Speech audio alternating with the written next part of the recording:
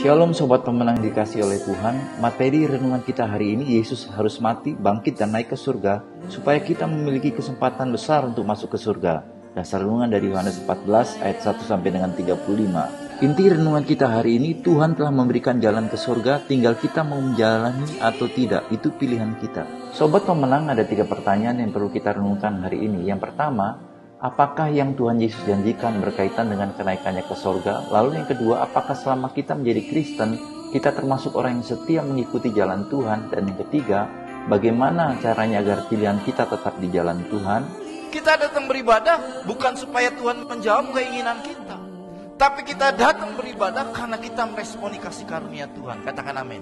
Dia sudah mati buat kita, dia sudah menebus kita dari dosa, dan dia sudah bangkit dan naik ke sorga.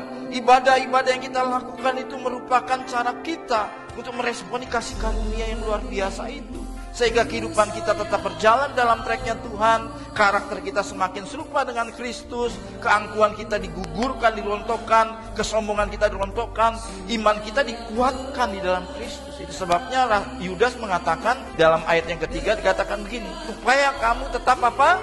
Berjuang, mempertahankan iman. Tapi kita harus terima fakta bahwa setiap orang sedang bergerak dan menuju kepada satu titik, dan ini tidak bisa kita hindari, saudara. Nah itu sebabnya saudara, Yesus harus datang ke dunia. Dia berkarya menjadi sama dengan manusia, mengosongkan dirinya, rela mati bagi manusia agar apa? Manusia itu tahu kemana tujuan akhirnya. Manusia itu secara pasti dalam menjalani sisa hidupnya yang sempit itu saudara, manusia punya peluang besar untuk menikmati kasih karunia Tuhan sampai ke rumah Bapa di surga. Katakan amin. Namun demikian saudara, Tuhan tidak bisa berbuat apa-apa. Kenapa? Karena waktu Tuhan menciptakan manusia, Tuhan sertakan free will, kehendak bebas. Jadi saudara, apa yang terjadi hari ini karena pilihan masa lalu kita, bukan menyalahkan orang lain. Tuhan itu bekerja, rencana Tuhan itu terjadi, itu juga tergantung sama pilihan kita.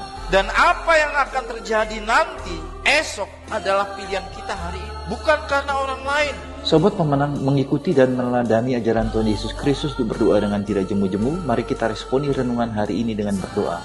Bapa, dalam semua pergumulanku, pimpin aku dengan Roh Kudus agar benar di hadapan-Mu dalam setiap pilihan yang ada dalam hidupku. Lalu pokok doa syafaat kita hari ini berdoa bagi gereja-gereja yang sedang membangun, baik di perkotaan, di pedesaan, dan di pedalaman, agar Tuhan mencukupkan dan gereja-gereja menghadirkan kerajaan Allah dimanapun gereja berada. Salam pemenang dalam Kristus, Tuhan memberkati.